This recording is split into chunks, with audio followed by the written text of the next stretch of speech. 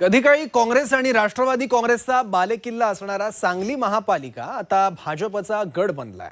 राज्यातल्या बदललेल्या राजकीय समीकरणानंतर सांगली महापालिकेत भाजप आता पॉवरफुल पक्ष बनलाय।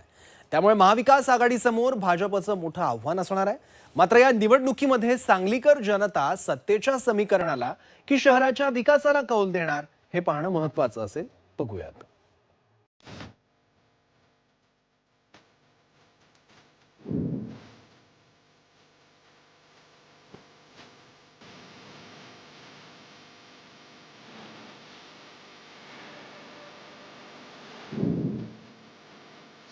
सांगली पालिकेवर कुणाचा झेंडा फडकणार?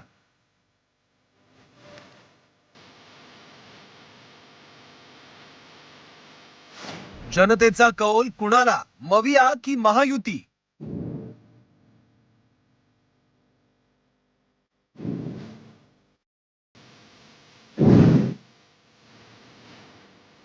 भाजप पुन्हा सत्ता प्रस्थापित करणार?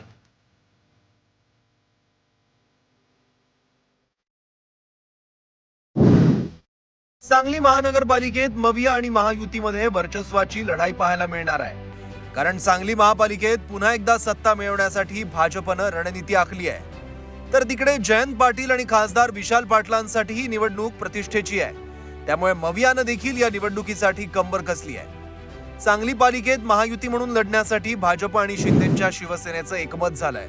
त्या दृष्टीनं दोन्ही पक्षांकडून मोर्चे बांधणी करण्यात आली। शिवसेनेला योग्य वाटा, मी परत शब्द वापरतो, योग्य वाटा आणि योग्य मान सन्मान हा जर या ठिकाणी दिला गेला तर महायुती करण्याच्या तयारीमध्ये आम्ही आहोत।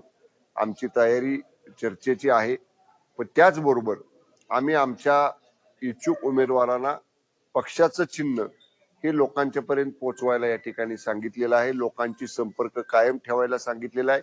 युती झाली तर जिथं भाजपाचा उमेदवार असेल तिथं शिवसेनेचा नसेल, जिथं शिवसेनेचा असेल तिथं भाजपाचा नसेल।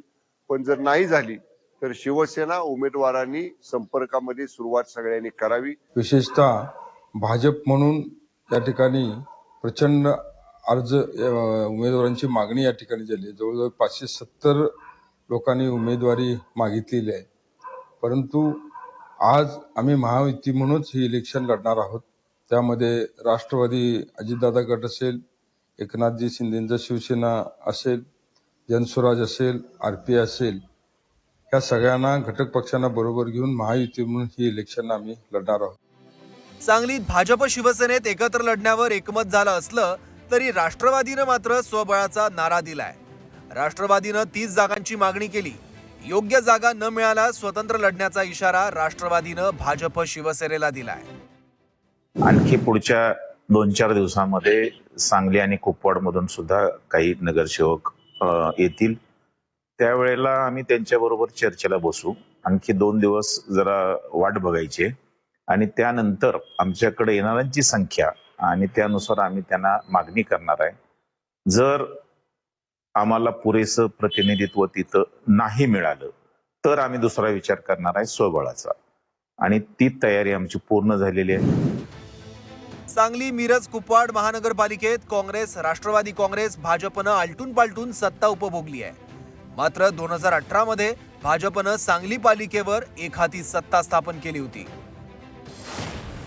सांगली महापालिकेतलं पक्षीय बलाबल बघूयात। सांगली पालिकेतील 78 जागांपैकी भाजपला 41 जागा मिळाल्या होत्या, काँग्रेसला 20, राष्ट्रवादीला 15 आणि अपक्षांना 2 जागा मिळाल्या होत्या। शिवसेना आणि राष्ट्रवादीत झालेल्या बंडानंतर राजकीय समीकरणं बदलली आहेत। त्यामुळे मविया आणि महायुतीत मोठ्या प्रमाणात इनकमिंग आणि आउटगोईंग देखील पाहायला मिळालंय। त्यामुळे सध्या भाजपकडे माजी नगरसेवकांची संख्या 51 आहे, काँग्रेसकडे 11 माजी नगरसेवक, पवारांच्या राष्ट्रवादीकडे 8 तर अजित पवारांच्या राष्ट्रवादीकडे 7 माजी नगरसेवक आहेत। तर ठाकरे आणि शिंदेच्या शिवसेनेकडे एकही माजी नगरसेवक नाही। महानगरपालिका आणि विधानसभा, लोकसभा याची गणिते वेगळी असतात। त्यामुळं ह्या निवडणुका अत्यंत चुरशी सुटतील अशी परिस्थिती आहे। अनेक नगरसेवक, माजी नगरसेवक हे वेगवेगळ्या ठिकाणी वेगवेगळ्या पक्षात जातील अशी परिस्थिती आहे। म्हणजे आता अजितदादांचा दौरा आहे, त्याच्यामध्ये दोन तीन माजी महापौर हे त्यांच्या अजितदादांच्या संपर्कात आहे. त्यामुळे बरेचसेच अजून पुन्हा पाणी जाईल. जसं उमेदवारी अर्ज भरायची वेळ तशी होईल. पण प्रामुख्यानं मात्र महायुती आणि महाविकास आघाडी याच्यामध्ये लढत होईल अशी शक्यता आहे. तर तिकडे मवियानं देखील पालिकेत एकत्र लढण्याचा निर्धार केलाय. काँग्रेस, पवारांची राष्ट्रवादी आणि ठाकरेंची सेना मविया म्हणूनच सांगलीत लढणार आहे. मात्र महायुतीकडे भाऊगर्दी झाल्यानं मवियाला तगडे उमेदवार मिळवण्यासाठी चांगलीच दमछाक होण्याची शक्यता आहे. काँग्रेस, राष्ट्रवादी काँग्रेस, शरदचंद्र पवार पक्ष, शिवसेना, उद्धव बाळासाहेब ठाकरे आणि वंचित किंवा जे कोणी आमच्याबरोबर या आमच्या आघाडीच्या मध्ये सहभागी होतील त्या सर्व पक्षांना घेऊन आम्ही ही निवडणूक लढवायचं ठरवलेलं आहे. आज सकाळीच खासदार विशाल पाटील आणि माजी मंत्री विश्वजित कदम साहेब यांच्याबरोबर आमची प्राथमिक चर्चा झालेली आहे. सांगली, मिरज आणि कुपवाड असे 3 शहरांची मिळून एक महापालिका आहे. मात्र या तिन्ही शहरांमध्ये अजून मूलभूत सुविधांचा अभाव दिसून येतोय. त्यामुळे याच प्रश्नावर सांगली पालिकेची निवडणूक लढवली जाणार आहे. यंदाच्या निवडणुकीमध्ये भाजपाला सर्वाधिक धोका आहे तो अंतर्गत गटबाजी आणि बंडखोरीचा. त्यामुळे भाजप या ठिकाणी अंतर्गत गटबाजी आणि बंडखोरी कशा पद्धतीने थोपवतं हे पाहणं महत्त्वाचं आहे. आणि दुसऱ्या बाजूला महाविकास आघाडीतील काँग्रेस, राष्ट्रवादी हे दोन्ही पक्ष एकत्र येत असताना उमेदवारांचा असणारा वणवा तो कसा भरून काढतील हे देखील पाहणं महत्त्वाचं असणार आहे. कॅमेरा पर्सन सुजितसह सरफराज सनदी, झी 24 तास, सांगली.